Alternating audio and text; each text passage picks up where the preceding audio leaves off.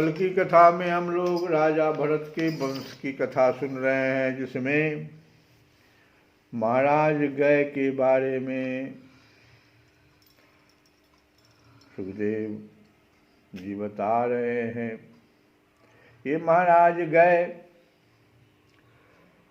नक्त नाम के राजा उनके वंश में हुए और उन्हीं के द्रुति के गर्भ से इनका जन्म हुआ। ये उदार कीर्ति के थे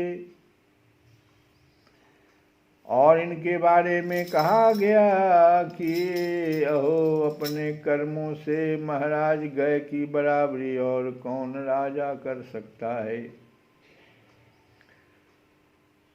ये प्राचीन इतिहास को जानने वाले महात्माओं ने राजर्षि गय के विषय में यह गाथा कही है। ये परीक्षित को सुना रहे हैं। वे साक्षात भगवान की कला ही थे। भगवान में कई विशेषण हैं, जिसमें कला भी है। भगवान का एक गुण कला। तो ये जो राजा गए थे वो भगवान की कला रूप थे। उन्हें छोड़कर और कौन इस प्रकार यज्ञों का विधिवत अनुष्ठान करने वाला, मनस्वी, बहुज्ञ, धर्म की रक्षा करने वाला, लक्ष्मी का प्रिय पात्र और साधु समाज का शिरोमणि और सतपुरुषों का सच्चा सेवक हो सकता है। ये महाराज गय के बारे में इतनी बातें परीक्षित से बताए। सत्य संकल्प वाली, परम साध्वी, श्रद्धा, मैत्री और दया आदि दक्ष कन्याओं ने गंगा आदि नदियों के सहित बड़ी प्रसन्नता से उनका अभिषेक किया था, तथा उनकी इच्छा न होने पर भी वसुंधरा ने गौ जिस प्रकार बछड़े के स्नेह से पिन्हाकर दूध देती है, उसी प्रकार उनके गुणों पर रीझ कर प्रजा को धन, रत्न आदि सभी अविष्ट पदार्थ दिए थे।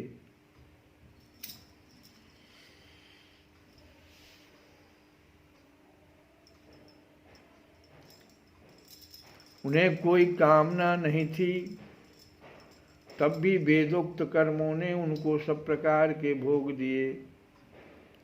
राजाओं ने युद्धस्थल में उनके बाणों से सत्कृत होकर नाना प्रकार की भेंटें दी, तथा ब्राह्मणों ने दक्षिणा आदि धर्म से संतुष्ट होकर उन्हें परलोक में मिलने वाले अपने धर्म फल का 6ठा अंश दिया। ब्राह्मणों में एक शक्ति है, जो दक्षिणा में उनको जो कुछ मिलता है तो उस संतुष्ट जब हो जाते हैं तो अपने धर्म फल का 6ठा अंश उस जजमान को दे देते हैं। इसलिए ब्राह्मणों की पूजा करनी चाहिए।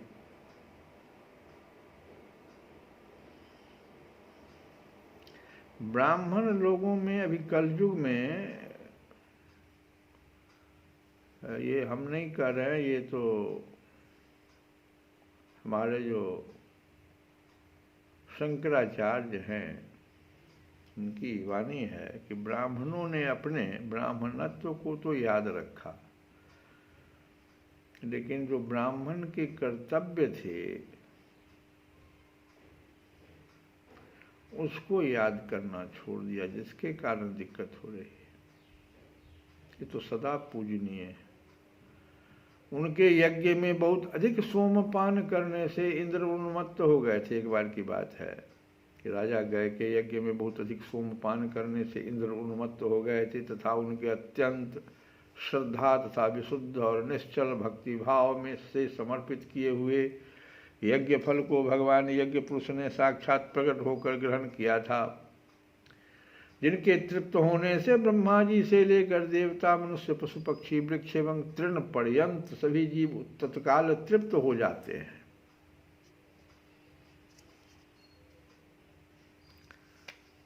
वे विश्वात्मा श्री हरि नित्य तृप्त होकर भी राजर्षि गय के यज्ञ में तृप्त हो गए थे, इसीलिए उनकी बराबरी कोई दूसरा व्यक्ति कैसे कर सकता है। महाराज गय के गयंती के गर्भ से, गय के पत्नी का नाम गयंती था, तो उनके गर्भ से चित्ररथ, सुगति और अवरोध नामक 3 पुत्र हुए। उनमें चित्ररथ की पत्नी उड़ना से सम्राट का जन्म हुआ। सम्राट के उत्कला से मरीचि और मरीचि के बिंदुमती से बिंदुमान नामक पुत्र हुआ। उसके सरघा से मधु और मधु के सुमना से वीरव्रत और वीरव्रत के भोजा से मंथु और प्रमंथु नाम के 2 पुत्र हुए। उनमें से मंथु के सत्या के गर्भ से भौमन और भौमन के दूषणा के उदर से त्वष्ठा और त्वष्ठा के विरोचना से विरज और विरज के पिशुसी नाम की भार्या से सत्यजित आदि 100 पुत्र और एक कन्या का जन्म हुआ। विरज के विषय में यह श्लोक प्रसिद्ध है कि जिस प्रकार भगवान विष्णु देवताओं की शोभा बढ़ाते हैं, उसी प्रकार इस प्रियव्रत वंश को, ये सारी कथा हम लोग जो सुन रहे हैं अभी, ये प्रियव्रत स्वयंभू मनु के जो 2 पुत्र हुए,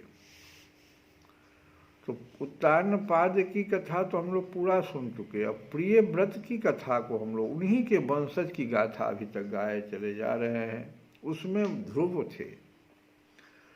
इसमें देखो भगवान के अंश से बहुत सारे पुत्र पैदा हुए, जिसमें जड़ भरत भी थे, जिनके नाम पर भारतवर्ष है, ये प्रियव्रत वंश में। और इसी प्रकार इस प्रियव्रत वंश को, इसमें सबसे पीछे उत्पन्न हुए राजा विरज ने, सबसे पीछे ही राजा विरज हुए, अपने सुयश से विभूषित किया था। यहाँ तक तो हम लोग प्रिय व्रत के वंश की और उसमें जड़ भरत की भी चर्चा सुने, भरत के वंश की भी चर्चा सुने। अब हम लोग भगवान के एक भजन की भी,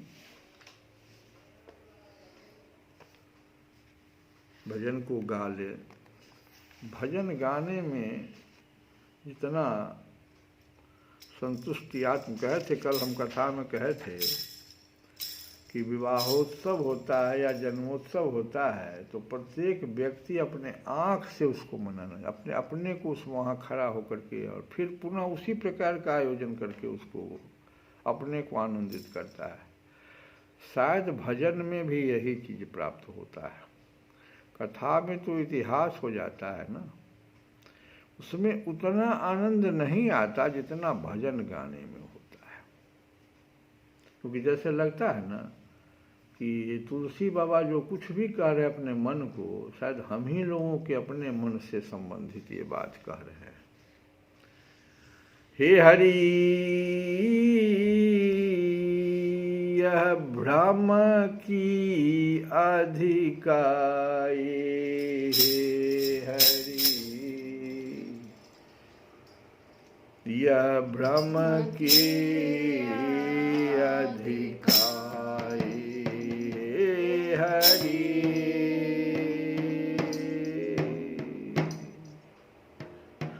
यह भ्रम की अधिकाई रे, यह भ्रम की अधिकाई। देखत सुनत कहत समुझत,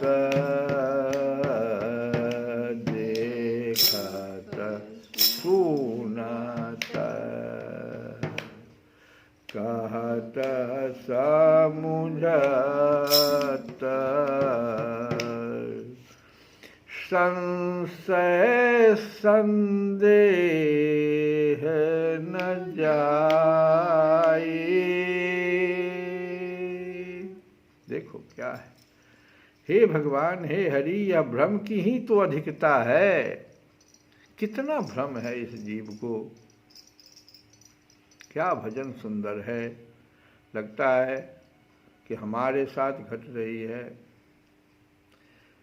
ये तो भ्रम की ही तो अधिकता है कि देखने, सुनने, कहने और समझने पर भी न तो संशय ही जाता है। क्या संशय? असत्य जगत को सत्य मानना। ये संशय तो है, जो है ही नहीं। ये संसार जगत, संसार मतलब हम लोग बड़ा दूर में चले जाते हैं, यही गलती। संसार मतलब हम जो संसार पैदा, हम अकेले थे ना, आए थे अकेले, एक संसार बना दिया। पुत्र, पत्नी, परिवार, ये भी तो संसार है जो असत्य है। इसको सत्य मान लिया है हम लोगों ने। ये भ्रम है। हे हरि, यह भ्रम की अधिकता है कि देखने, सुनने, कहने और समझने पर भी एकदम हम लोग प्रत्येक दिन समझ रहे हैं, कोई न कोई ऐसी घटना घट जाती है। खूब गाते हैं, रोते हैं, हंसते भी हैं, लेकिन ये संशय नहीं जाती। और न संशय तो जाती ही नहीं है, और न संदेह ही दूर होता है। संदेह क्या? कि एक परमात्मा की ही अखंड सत्ता है और कुछ भी है ऐसा नहीं। सिर्फ परमात्मा है, सत्य है, जगत मिथ्या। यही तो तुलसी बाबा गा रहे हैं कि हे हरि, यह भ्रम की अधिकाए,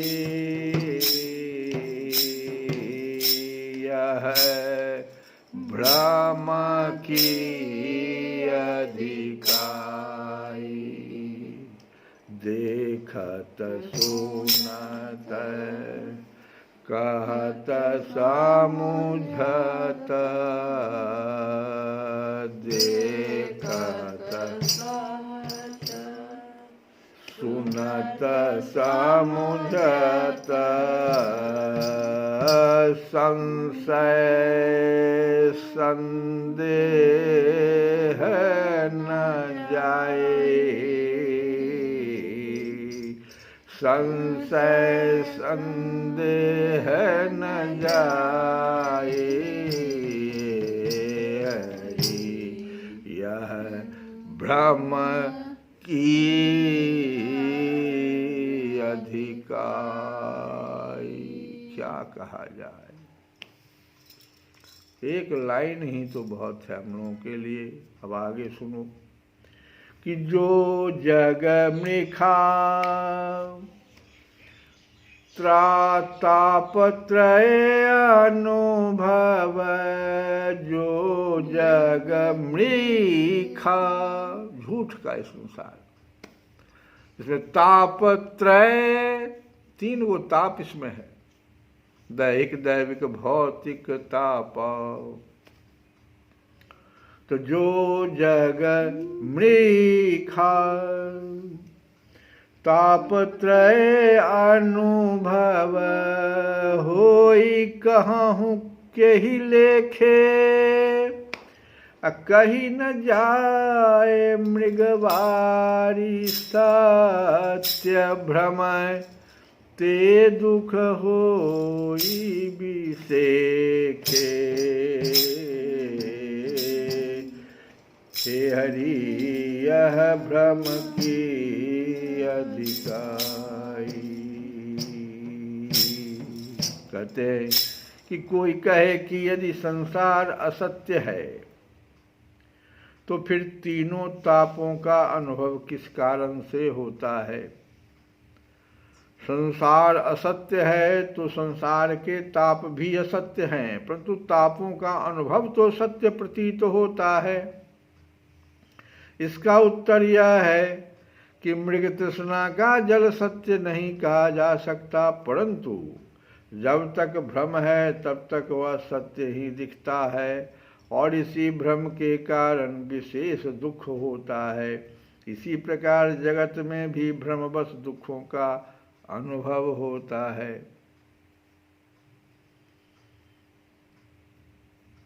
सुभग से जय सोवत सपने वारिधि बूरत भय लागै, कोटिहूँ नावन पार पाव सो, जब लगिया पुन जागै। अरे अनविचार रमणीय सदा संसार, भयंकर भारी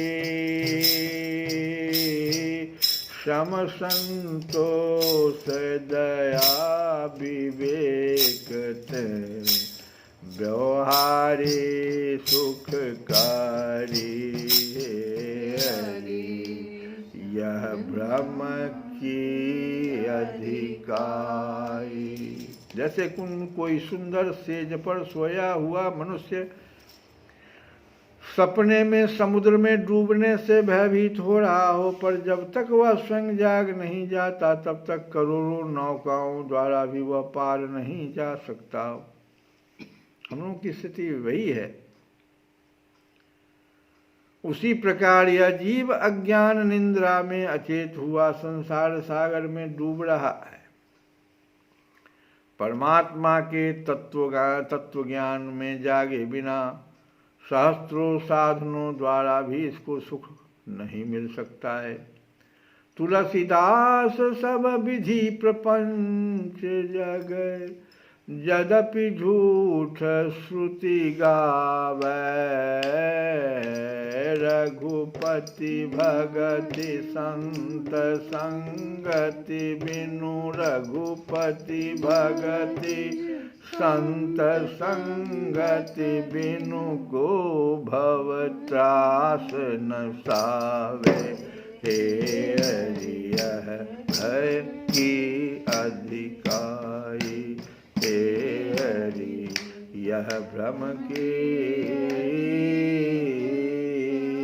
अधिकाई। कहते तुलसी बाबा कि अत्यंत भयानक संसार अज्ञान के कारण ही मनोरम दिखाई देता है। अवश्य ही उनके लिए यह संसार सुखकारी हो सकता है जो सम संतोष दया और विवेक से युक्त व्यवहार करते हैं।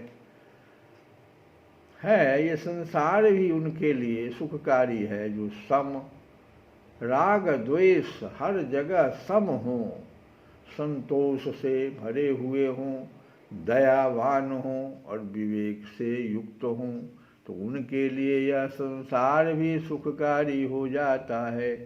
हे तुलसीदास, वेद कह रहे कि यद्यपि सांसारिक प्रपंच सब प्रकार से असत्य है, किंतु रघुनाथ जी की भक्ति और संतों की संगति के बिना किसमें सामर्थ्य है।